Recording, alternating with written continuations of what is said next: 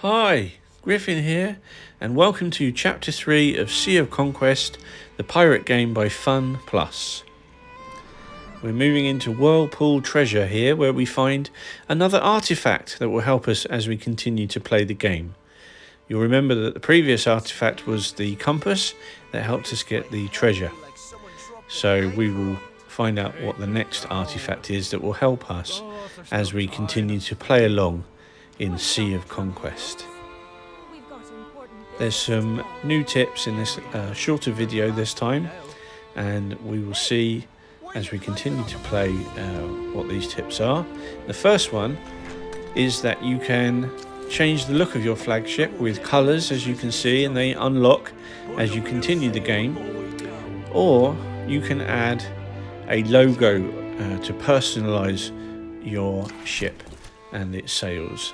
But you can also use it to add a guild logo, which will help you as you trade to get guild points that go from respect to friendly to worship.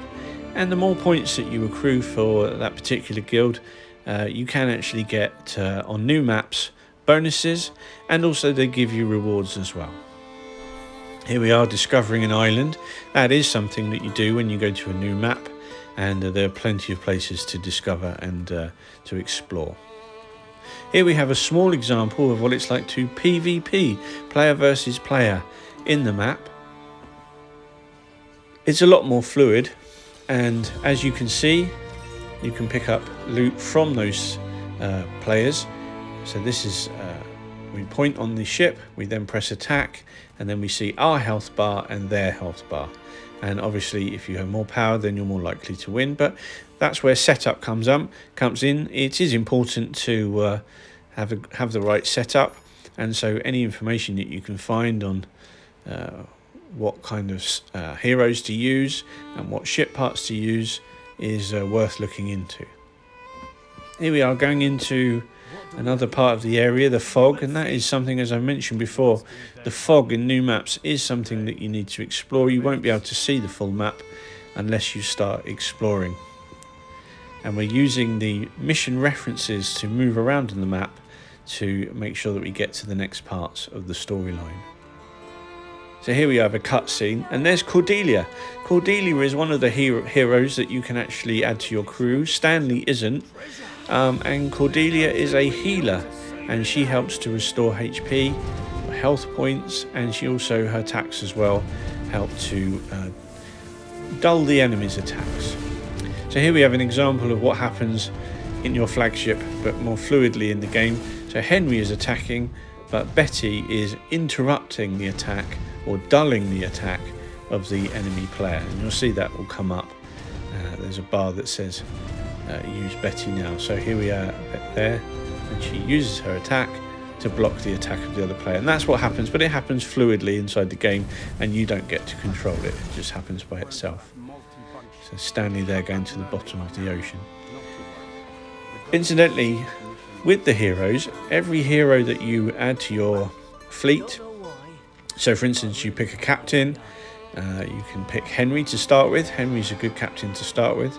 And then you pick a first mate, and then you pick a gunner, and each hero has their own specific powers and bonuses and what they can and can't do on the ship, and it's up to you as to where you want to place those particular people. Obviously place them in the positions that they hold, so captain in the captain's position, that always works well.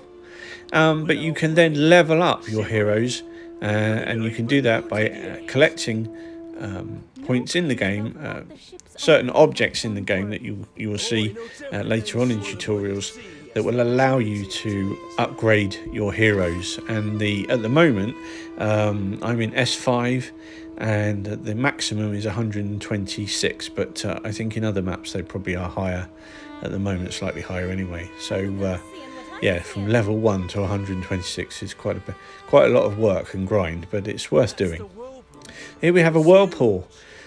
So we found the whirlpool, and the whirlpools are doorways or portals into other maps. They only appear when other map seasons open, and so they allow you to travel from S1 map, which is your first map into all of the other maps one at a time, so you can't go to S3 or S4 whenever you like it. If it's only S5 that's open, you can only travel to S5.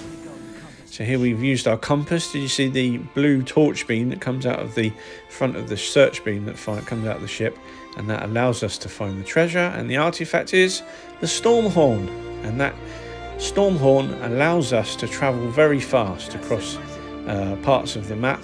It lasts for a few seconds and your speed increases dramatically, and you'll see how that works in the game. But it's really worth having, and later on in the game they do actually allow you to upgrade it so it lasts for a bit longer, and also gives you the opportunity to have a slight increase to your speed, your normal speed, for a few seconds after as well, that you use the storm horn.